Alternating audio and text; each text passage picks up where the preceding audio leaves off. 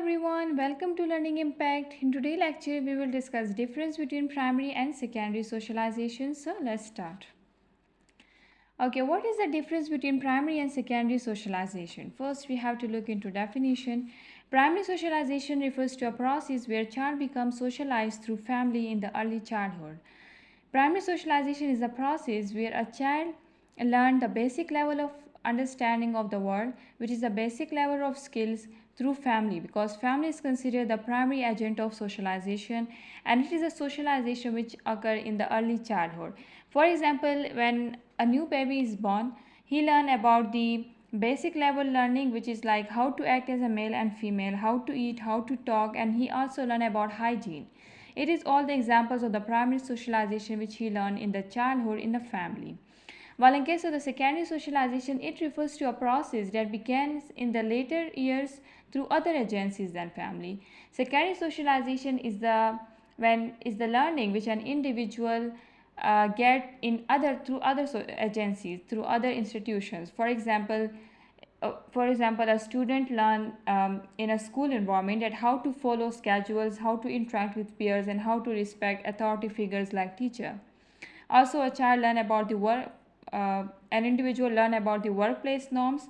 Also, in case of media, that how it shape an individual views on the global issues, and also an individual learn about trends and lifestyles and opinion. These are all the examples of secondary socialization, which is the learning through other agencies, or we can say other institutions than family. Then timing. For primary socialization is the learning which occur in the formative years. Formative years refers to the age since birth to 6 or 7 years of age, and in this age, a child learns more quickly than any other of age of his life. So this consider formative year, which is the timing of the primary socialization. In case of secondary socialization, this is the process which is ongoing, means that after formative years, an individual learn till his death. All this learning is including the secondary socialization. So it is an ongoing process and also adaptive process. An individual can change their behavior and thought and attitude to according to circumstances and also situations. So this is secondary socialization. Then agencies. Primary socialization is predominantly influenced by family and caregiver, as we know that it is the family is considered the primary agent of socialization. So we can say it is heavily dominated by the family and caregiver. But in case of secondary socialization, it is a learning by other institutions, like for example schools. Also, an individual learn in the workplace environment that how to learn how to act as a professional individual, or how to behave like professionally. Also, he learn about teamwork and workplace ethics. Also, religious groups, it teach about the basic belief, and the media, which influence the lifestyle and also thoughts on any issue. So this is the secondary socialization agencies which play role in learning of an individual.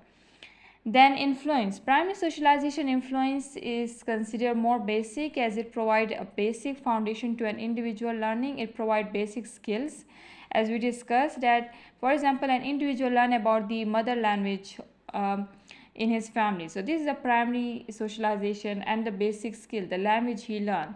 So it influence is more basic and fundamental. Then in case of secondary socialization, its influence is that it focuses on the advanced knowledge. An individual learn about the culture diversity. Advanced knowledge may include, for example, civic responsibilities. An individual learn about this civic duty like voting, they understand the legal system. So these are all the advanced knowledge. And culture diversity, and he understand the pluralism and how different cultures merge within each other and how different communities live together. These are all the knowledge that is secondary to primary skills. So this is the influence of the secondary socialization. Then other difference is that what is the interaction that is used in the primary socialization. An individual, for example a child, they learn through primary socialization from their elders by process imitation. There may be a direct or face-to-face interaction between parents and child, and also a child observe how their elders act, and then he start to imitate them.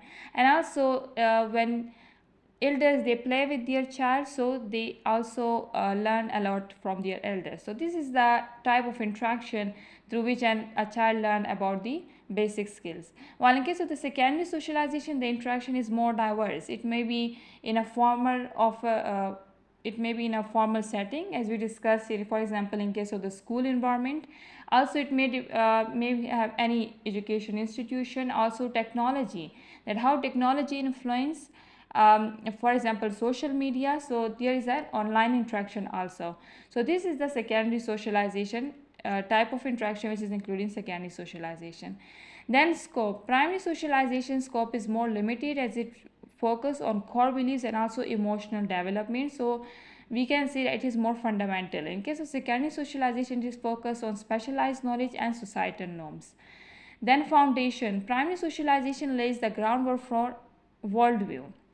It is the primary socialization that lays the foundation of an individual behavior, while in case of secondary socialization, it is actually builds upon the primary socialization. So we can say that primary socialization is the building block, is the we can say the building block of an individual behavior or learning process, while secondary socialization itself is then built upon that primary socialization. So if primary socialization is more strong, or it is the foundations are more strong, so secondary socialization is then easy for an individual to learn. Then peer and media influence. Media and peer influence in case of primary socialization is minimum and limited, because these are the secondary agents of socialization. So its effect is more prominent in case of secondary socialization, because when a child is in formative years, mostly what he learns is from the family, not from as he has very limited social circle, almost no social circle at the age of formative years, 6 to 7 years of his age. And media influence is also very low, because he's then at that age, a child is not more exposed to media. So in case of secondary socialization, it is more influenced to media, and also he has a social circle, peer circle. So that's why secondary socialization has an influence of peer and media.